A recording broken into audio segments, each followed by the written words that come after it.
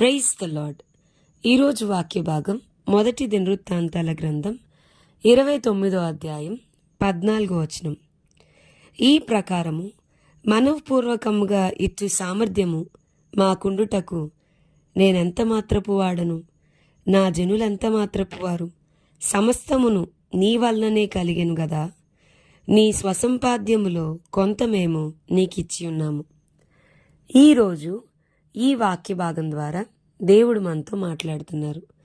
ఈ మొదటి దినవృత్తాంతాల గ్రంథం 29వ అధ్యాయం 14వ వచనాన్ని కనుక మనం చూస్తే 29వ అధ్యాయంలో కీర్తనకారుడు దావీదు దేవుని మందిరం కట్టడానికి కావలసిన బంగారము, వెండి, ఇత్తడి, ఇనుము, కర్రలు, గోమేధికపు రాళ్ళు, చెక్కుడు రాళ్ళు, వింతైన వర్ణాలు, చాలా మిక్కిలి వెలగల నానావిధ రత్నాలు దేవుని మందిరానికి కావలసినవన్నీ కూడా సమకూరుస్తారు.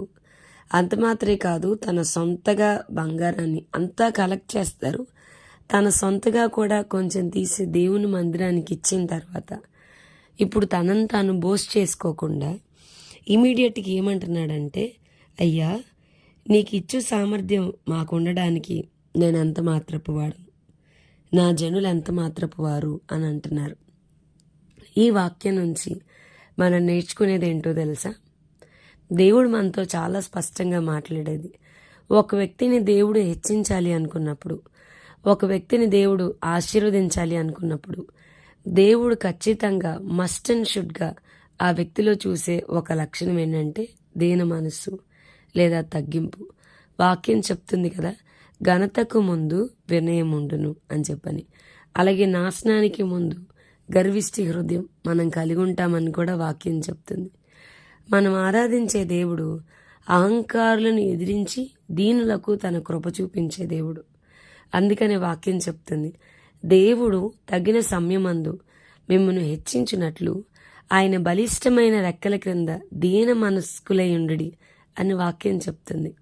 ఇంకా ప్రభు కోసం డైరెక్ట్గా అడ్రస్ చేస్తూ ఆయన మహాగణుడు, మహోన్నతుడు, పరిశుద్ధుడు, నిత్య నివాసే అయినప్పటికీ అయినను నేను వినయం గలవారి యొద్దను, దీన మనస్సు గలవారి యొద్దను నివసించువాడను అని ప్రభు తనంతట తానే చెప్తూ వచ్చారు. దీన మనస్సు, వినయము, తగ్గింపు దేవుడు మనల్ని ఆశీర్వదించే కొలది మనం ఖచ్చితంగా మనం కలిగి ఉండాల్సిన లక్షణం ఇది. కీర్తనాకారుణ్ణి దేవుడు వెల్ సెటిల్ చేసిన తర్వాత దావీదుకి చాలా పేరు ప్రఖ్యాతులు, చాలా యుద్ధాల్లో విజయం వచ్చినప్పుడు దావీదు అంటున్నాడు, అయ్యా ఇంతగా నువ్వు నన్ను హెచ్చించుటకు నేను ఎంతటి వాడను, నా కుటుంబం ఏ పాటిది, నేనేమాత్రపు వాడను అని ప్రభువును స్తుతించడం మనం చూస్తాం. అప్పటికే దావీదు గారు గొల్యాతుని జయించినప్పటికీ ఒక గొప్ప ఘనత దావీదు అకౌంట్లో పడినప్పటికీ సౌలు తన వెంట పడతా ఉన్నప్పుడు, దావీదు గారిని చంపడానికి వస్తూ ఉన్నప్పుడు దావీదు గారు అంటారు కదా, అయ్యా నేను చచ్చిన కుక్క వంటి వాడను కదా, మిన్నల్లిని కదా అని సౌలుతో చెప్తా ఉంటారు. సో అందుకనే దావీదును ప్రభు చెప్తా వచ్చారు, ఏమనంటే ఇతను నా హృదయానుసారుడు, నా ఇష్టానుసారుడైన మనుష్యుడు. అంత మాత్రమే కాదు, మోషే గారిని దేవుడు అంతగా హెచ్చించి ఇశ్రాయేలీయులకి ఒక పెద్ద నాయకుడిగా దేవుడు వాడుకుంటూ వస్తూ మోషే గారి కోసం ప్రభు ఇచ్చిన సాక్ష్యం ఏంటంటే, ఇతడు మిక్కిలి సాత్వికుడు, నా ఇల్లంతటిలో నమ్మకస్తుడని మోషే గారి కోసం ప్రభు చెప్పడం మనం చూస్తున్నాం. సో మనం దీన మనస్సు అనే వస్త్రాన్ని మనం ధరించుకుంటే చాలు, మన ఆశీర్వాదాన్ని ఎవరూ ఆపలేరు. దేవుని ఎదుట మనల్ని మనం తగ్గించుకోవడం ఎలాగో మనం నేర్చుకుంటే చాలు కదా.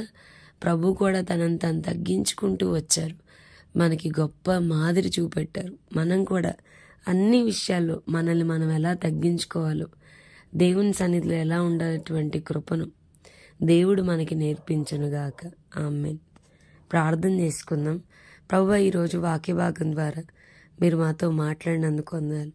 ఈ వాక్యాన్ని వింటున్న ప్రతి ఒక్కరికి దీన మనస్సు, తగ్గింపు, ఏ హంబుల్ హార్ట్ మీరు మాకు దయచేయమని, బిడ్డలు దీవించి ఆశీర్వదించమని యేసునామం అడిగి వేడుకొంచున్నాం తండ్రి.